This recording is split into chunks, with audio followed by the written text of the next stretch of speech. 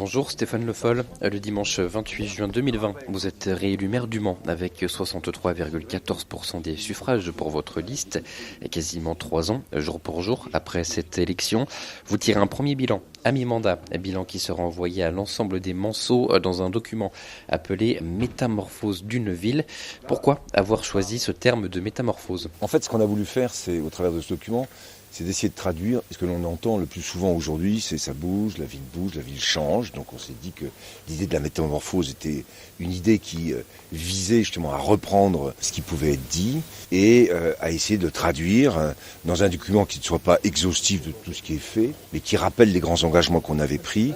Avec un principe, on a pris des engagements et on les tient. Parce que ça, c'est une valeur sur laquelle il faut qu'on revienne de temps en temps, dire ce que l'on va faire et faire surtout ce que l'on a dit. Et je crois que c'était ça le message. Et puis ça recoupe les grands thématiques qui avaient été celles de la campagne, sur la durabilité, l'attractivité, la solidarité. Et donc on a essayé de reprendre ces thématiques, de les réorganiser, en essayant de les illustrer par ce qui a été fait ou ce qui va être fait, puisque tout n'est pas terminé. Quelle est la part des engagements tenus après 3 ans de mandat ? On est en train de faire un bilan exhaustif, pour nous-mêmes d'ailleurs. On est à 90% de ce qui avait été engagé, des engagements qu'on avait pris, qui est en réalisé ou qui est en train de se réaliser. Si je prends par exemple le Palais des Congrès, c'est sûr que c'est pas réalisé. Mais ça y est, dès le début de l'année prochaine, les travaux vont commencer. Ça va être un changement colossal. Les chronolignes, elles ne sont pas encore commencées, même si on a fait des dévoiements de réseau. Mais c'est parti, ça va partir. Les allongements aussi des rames de tramway, tout ça, ça va être entre 24 et 25. C'est vrai que ça va faire beaucoup de choses en même temps. Mais tous ces engagements nous projettent pour les 5-6 ans à venir. Et en même temps, bien sûr, ils sont engagés, mais pas tous réalisés. Que répondez-vous aux gens qui disent Stéphane Le Foll, il dépense beaucoup quand même ? Oui, alors Le Foll, il dépense beaucoup. Le Foll, il fait attention à ce qu'il dépense. Il dépense pour que la ville grandisse, que la ville devienne la plus attractive possible, que cette ville, on l'a entendu pendant les 24 heures, ça devient un lieu où les gens d'abord sont surpris de la découvrir et en même temps ont envie d'y revenir. Et démographiquement, on a pris plus 300 entre 2019 et 2020 habitants, plus 600 entre 2020 et 2021, plus 1200 entre 2021 et 2022. Donc on est en croissance aussi démographique. Il fallait que ça arrive puisque pendant des années, la ville avait perdu une partie de ses habitants. Donc il dépense pour ça. Et en même temps, il fait très attention à ce que ces dépenses ne grèvent pas un budget et n'aient pas comme conséquence des augmentations d'impôts qui seraient liées à une difficulté financière. On n'est pas dans une difficulté financière.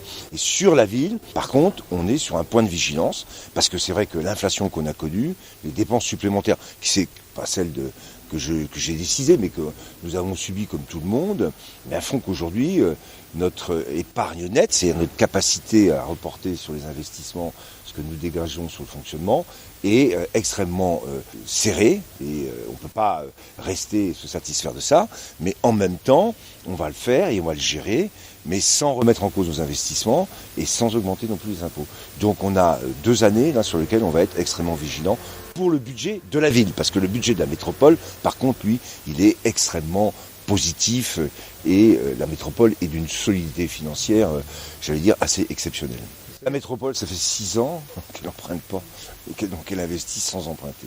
On n'a pratiquement plus aucun emprunt. On est une métropole totalement désendettée. Je ne sais pas si vous vous rendez compte, personne ne s'en rend compte vraiment, mais c'est assez exceptionnel à ce titre. Donc il faut qu'on rééquilibre les choses. Et puis il faut que la métropole investisse. C'est pourquoi dans le logement, dans l'hôpital, dans la santé, dans tous les domaines aussi de l'économie de l'énergie, du développement des énergies renouvelables, la métropole investit et va investir. C'est essentiel, c'est un point majeur.